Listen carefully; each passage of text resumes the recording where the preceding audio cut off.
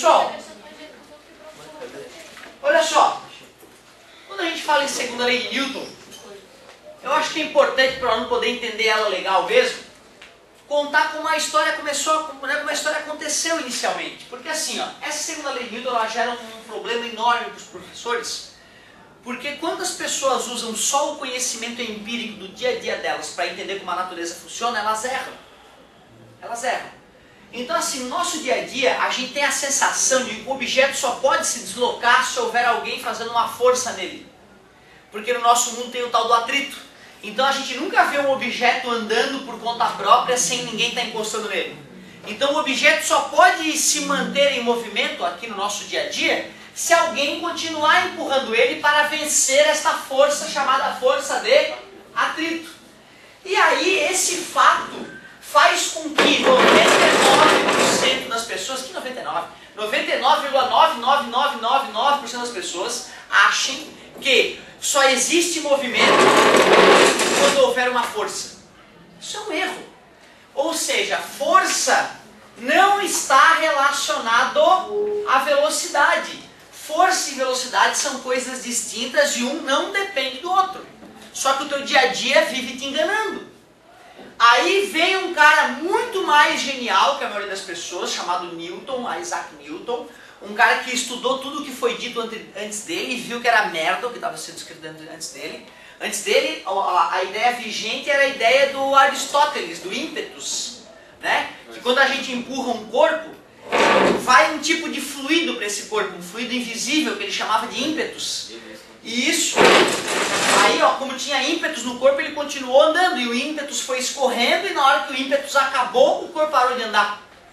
Então cuidado, ó, se o objeto continuava indo para frente, se eu for fazer o diagrama de corpo livre dessa cadeira indo para frente, tá ali no chão, né? Não tem força para frente, meus amigos, pelo contrário, tem força para trás enquanto ela ia para frente.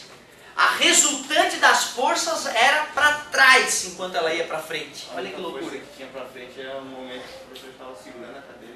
Exatamente, só existiam forças para frente enquanto eu tocava nela. No momento em que eu parei de tocá-la, a força para frente se anulou. E ela continuou indo para frente devido à inércia, esta coisa que existe na natureza, que a gente não sabe explicar ainda por que ela existe, né? Mas a gente sabe que existe essa tendência de os objetos continuarem a se deslocando, a não ser que exista uma força, e foi por isso que ela parou. Ela parou porque a força era no sentido oposto, então essa força atuou até ela parar. Mas se não houvesse atrito, ela continuaria para todo sempre. E aí que é legal, olha como é que o Newton sacou isso.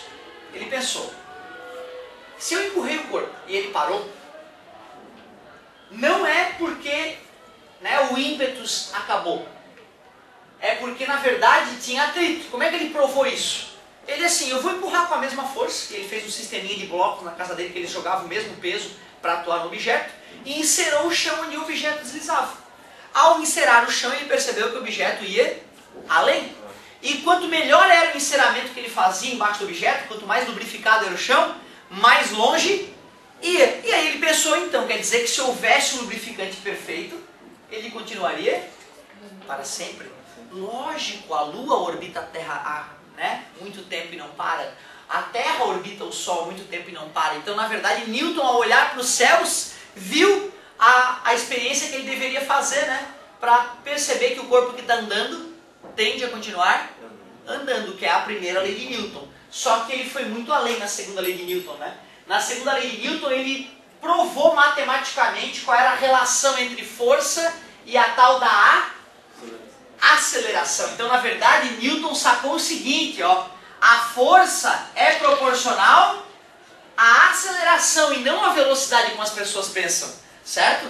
Então tu vai ter que tomar cuidado com isso, cara, porque quando tu te distrair, o teu cérebro vai querer dizer que força e velocidade andam juntas, e não tem nada a ver, tá? Então toma cuidado. Então vamos tentar eliminar da nossa cabeça essa dependência de força por velocidade, que é um erro, e vamos começar a perceber que força anda junto com aceleração. E como a física é uma ciência baseada em experimentos, o Newton, mesmo lá em 1600 e pouco, conseguiu fazer, 1700, conseguiu fazer uns experimentos que confirmavam essa ideia dele. Na verdade a ideia é a seguinte, amigo, ó. Ele ia lá e com um sisteminha de blocos, roldanas e polias, ele fazia uma certa força no objeto e media a distância que esse objeto ia se deslocar.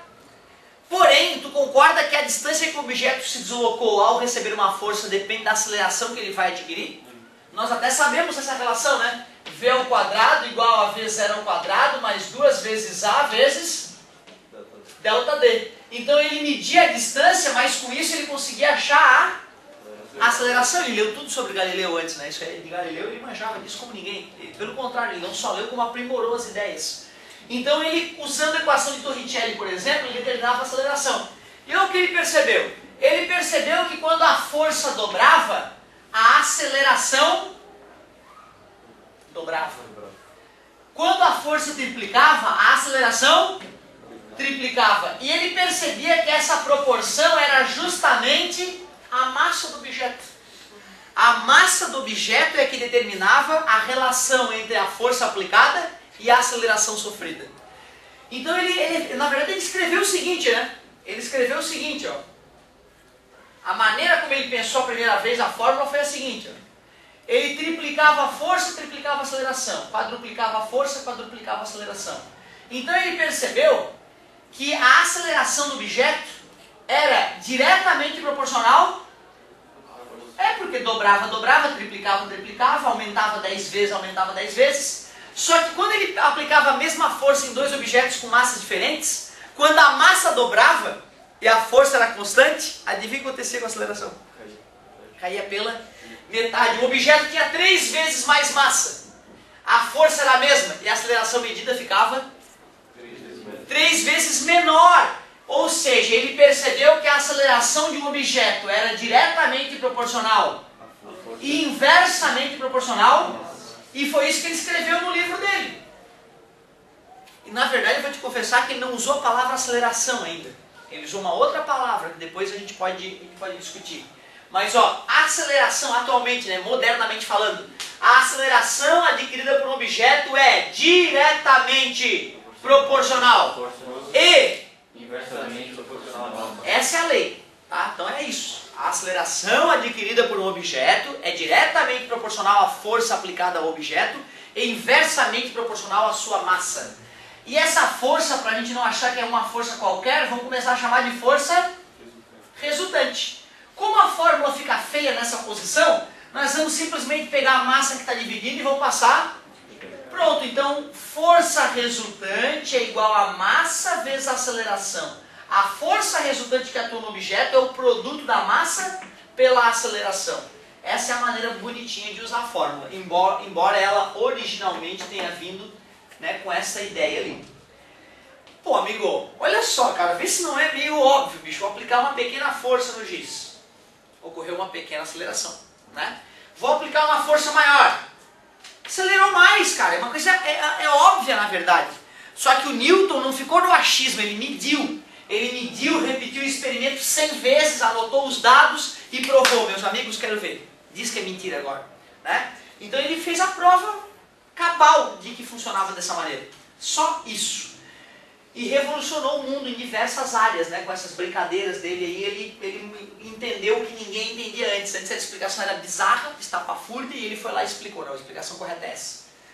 Com essa ideia, amigo, os prédios começaram a aumentar de tamanho de maneira brutal, porque antes as pessoas não sabiam calcular a força que atuava nos objetos. Agora, com essas novas ideias, era possível calcular. E se eu sei quanto um tijolo aguenta de força, eu já consigo calcular qual é a altura máxima que o prédio pode ter antes dos tijolos começarem a implodir.